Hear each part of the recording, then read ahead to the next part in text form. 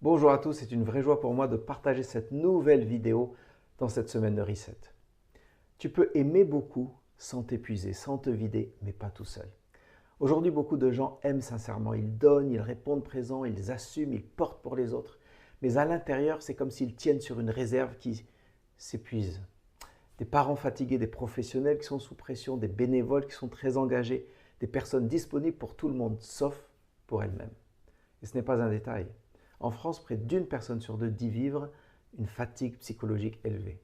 Pas parce qu'elle n'aime pas assez, mais parce qu'elle donne sans se renouveler. Et la Bible ne nie pas ça, elle le nomme. Dans Ésaïe au chapitre 40, le peuple de Dieu n'est pas rebelle, il est épuisé, il est fidèle mais vidé. Et Dieu ne lui dit pas faites plus d'efforts, il dit ceux qui comptent sur l'Éternel renouvellent leur force. Ésaïe chapitre 40 verset 31. Le texte ne parle pas de gens plus forts que les autres.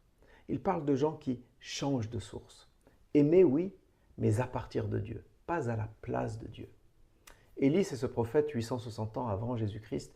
Il vient de vivre un sommet spirituel au mont Carmel. Le feu du ciel, une victoire publique, des prières exaucées. Et juste après, il s'effondre. Il fuit et il dit « ça en est trop ». C'est dans 1 Roi au chapitre 19. Et la réaction de Dieu, elle est bouleversante. Dieu ne lui fait aucun reproche spirituel. Il ne lui prêche pas la foi, il commence par le restaurer. Il le fait dormir, le nourrit, le relève doucement avant de lui reparler d'une mission. Dieu montre une chose claire, l'amour qui dure passe par un cœur qui est renouvelé. Voici une histoire chrétienne authentique, c'est Ami Carmichael qui est missionnaire en Inde au début du XXe siècle. Elle a sauvé des centaines d'enfants de l'exploitation religieuse. Mais peu savent ceci.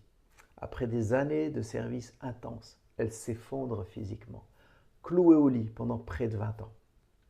Elle écrit alors « J'avais appris à donner ma vie, mais pas à la recevoir de Dieu chaque jour. » Et depuis son lit, elle l'écrira pourtant certains de ses textes les plus profonds, encore lus aujourd'hui.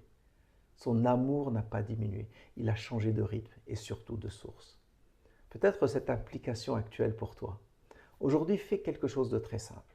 Avant ton prochain acte d'amour, un message, une aide, un service, une écoute, arrête-toi 30 secondes, une minute. Dis à Dieu honnêtement, Seigneur là, je suis à sec sur telle chose. Puis, renouvelle-moi, aime à travers moi. Et ensuite seulement agis. Pas en héros, pas en sauveur, mais en une personne qui est habitée de la présence de Dieu. J'aimerais te dire, on ne tient pas par la pression, on tient par la source. Et la source, c'est Jésus-Christ. À très bientôt les amis.